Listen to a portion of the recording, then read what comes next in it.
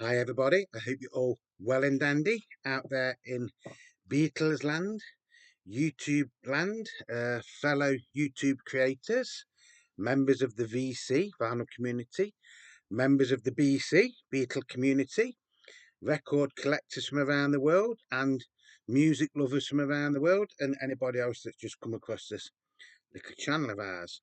Right, it's coming up to the 50th anniversary of an album, and as I'm recording this on the 12th of February, I've seen no other YouTubers mention this album. Uh, I'm a bit surprised in one way because it is a true 50th anniversary release that is coming up in the next few days. And it's this album, John Lennon's rock and roll album. Uh, you know, Technically this was his last ever album for Apple, although Shaved Fish did come out after it. I'm going to show you the album. I'm going to go into a little bit of detail about it and things like that, and show you a couple of variants I've got off it. But first, I've just got to look at some notes because I did make some notes. Right, so John Lennon's rock and roll album was released on the 17th of February in America, 1975, and on the 21st of February 1975 in the UK. Now, in both those countries, it got to the heights of number 6 on the chart. So, it was a quite a successful release at the time. It was recorded in October 1973, and then 4 days in October 1974, where the majority of this album was actually recorded in 4 days. It was recorded in Record Plant, New York, and A&M Studios in Hollywood. That's A&M Studios in Hollywood. And it was produced by John Lennon and Phil Spector. The original recordings from October 1973 were part of John's so-called Lost Weekend, and a lot of the times the stuff that they did record was very, very messy, to put it politely. In October 1974, John got the tapes back off Phil Spector, listened to him and thought, God, I can't sort of like release this. So I went into the studio, did use a couple of the Phil Spector ones, and basically recorded the whole album again, with the exception of a few songs, and I will go through them in a bit. It was re-released in 2004, and you got 4 extra tracks on it, which were, well, 3 extra tracks on it. You got Angel Baby, To Know Her Is to Love Her, and Since My Baby Left Me. And I think you got a sort of like a reprise of Just Because as well.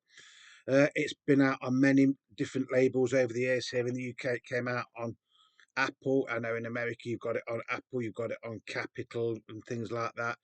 In the UK, it was re-released shortly after John's death, actually in 1981, on the MFP label, which was like a really like low budget sort of arm of EMI, as were quite a few Beatles and Beatles related albums at that time. The actual album, I've always liked it. Considering how it was recorded, the stuff from 1973, the bits that are on here are okay. The stuff that he did in 1974 is probably how John thought the album should have sounded in his own head at the time.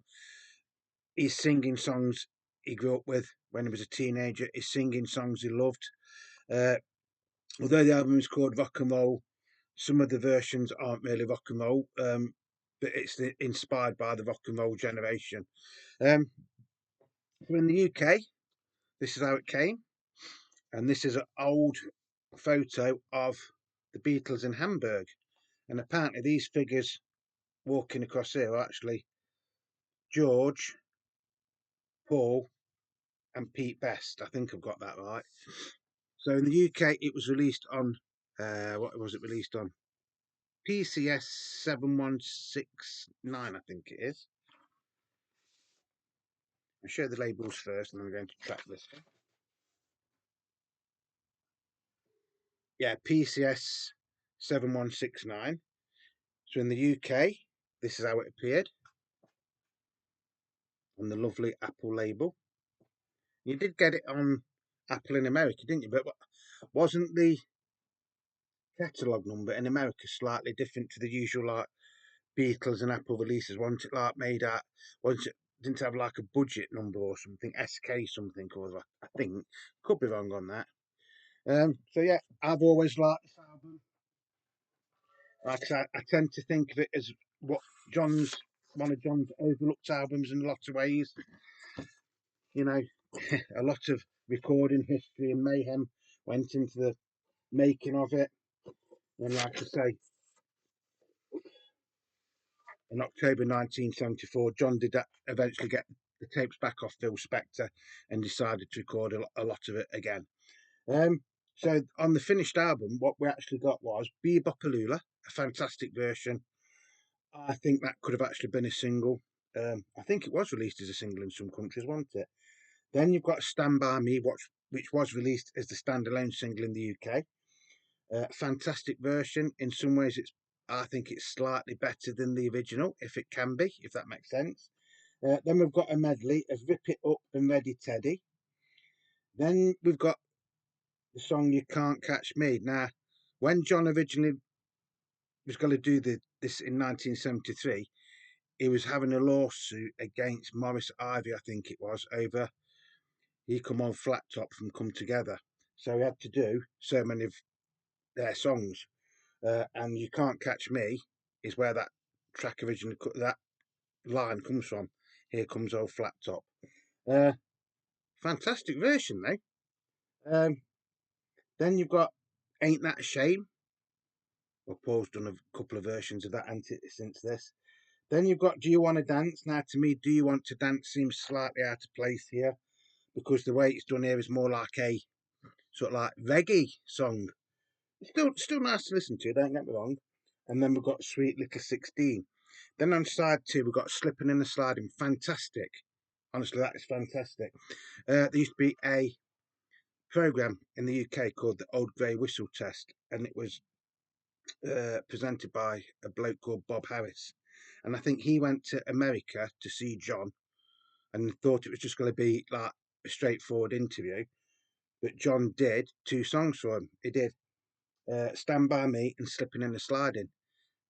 And Slipping in the Sliding, again, could have been a single. It's that good. Um, then we've got Peggy Sue, a straightforward rendition by John. Then we've got another medley, Bring It On Home to Me and Send Me Some Lovin'. Then we've got Boney Maroney.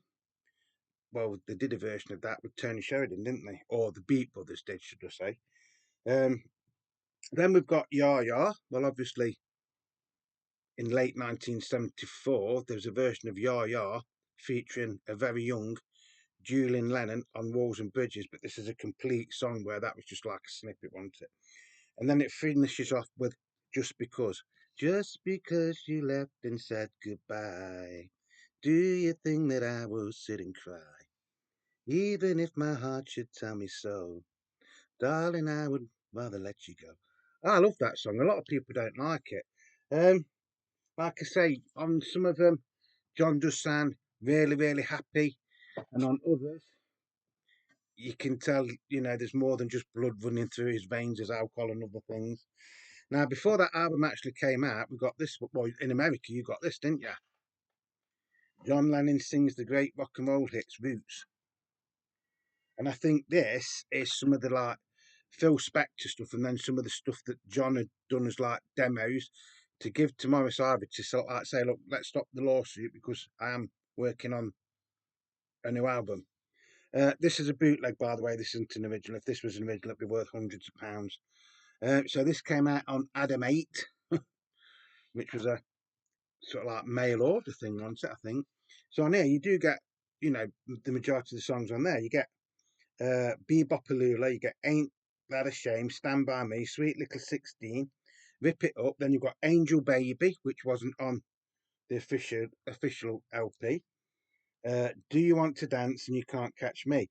Side 2, you get Boney Maroney, Peggy Sue, Bring It On Home to Me, Slipping in the Sliding, Be My Baby. Again, that wasn't on the original album. Ya Ya and Just Because. So that is what the track listing was on this one. I will just show you the labels. I mean, like I say, it's not an official LPs, but if you can't afford to spend hundreds and hundreds of pounds on a single album and you want this in your collection, then this is what it looks like. But having said that, even these bootlegs are going for quite a bit of money now. To be fair, the sound quality on this is on par with a lot of records that were around at the time, you know. So, you know, it's your choice. Nobody's forcing you to buy records and things like that. So that is interesting to compare the versions on that to that. Then I've got a third variation. Excuse me. Now, in some ways, this looks and sounds the most intriguing out of the lot. It's John Lennon, the Maypang tapes, a collection of rock and roll rehearsals, including That'll Be the Day and 30 Days, it says on there.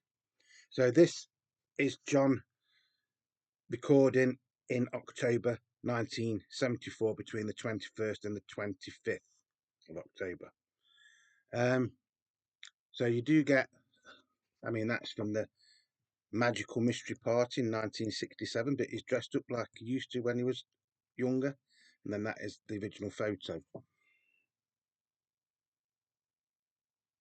So you get a collection of rock and roll rehearsals, and that's what it is. Rock and roll rehearsals. They're not fully formed songs. So side one, you get Ain't That a Shame, Bring It On Home to Me, Send Me Some Lovin', Yeah Yeah, That'll Be the Day, Do You Want to Dance, Stand By Me, and Ain't That a Shame. So you get, you know, some of the songs are recorded more than once.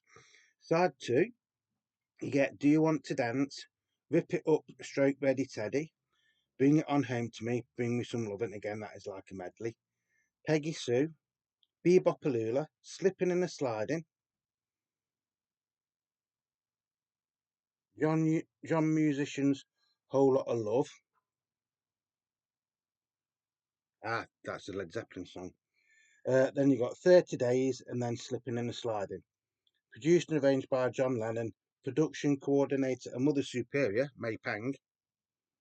Front cover, Jorgen Vollmer.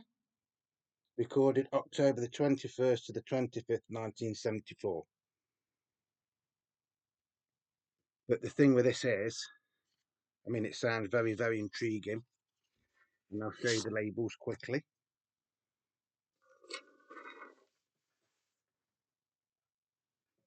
So you can tell it's a bootleg because I haven't even bothered putting John Lennon's name on it or anything. I mean, it is a very, very nice press record, don't get me wrong, but